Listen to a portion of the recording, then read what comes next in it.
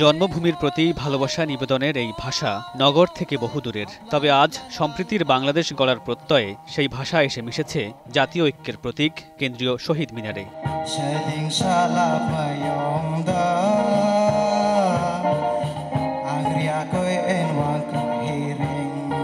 রক্তক্ষয়ী অভ্যুত্থান সফল করতে গিয়ে মাত্র ৩ মাস আগে রাজপথে রক্ত দিয়েছে যারা, নাটক আর গানে স্মরণ করা হয় তাদের।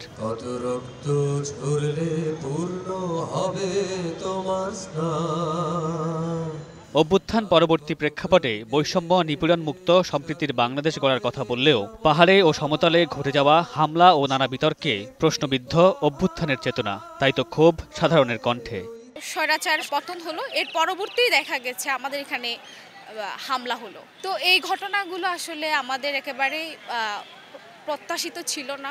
আমাকে বাঙালি বানানোর অধিকার আপনাকে খেয়ে দিয়েছে। যে নারীরা গণ অভ্যুত্থানে না থাকলে গণ অভ্যুত্থানই হতো না, সেই নারীদেরকে এক প্রকার আলাদা করে দেওয়া হচ্ছে, আদারিং করা হচ্ছে। সাম্প্রতিক সময়ে দেশে ঘটে যাওয়া বিভিন্ন সম্প্রদায়ের উপর হামলার প্রতিবাদ জানানোর পাশাপাশি সকল জাতি, ধর্ম, লিঙ্গের মানুষের অধিকার প্রতিষ্ঠার কথা উঠে আসে অতিথিদের কণ্ঠে।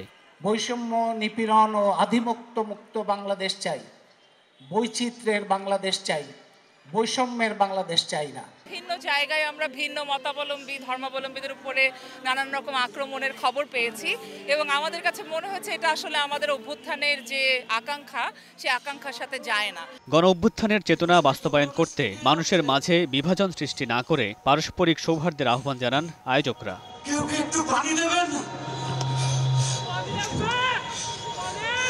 মাহমুদ রশিদ পনেল, সময় সংবাদ, ঢাকা।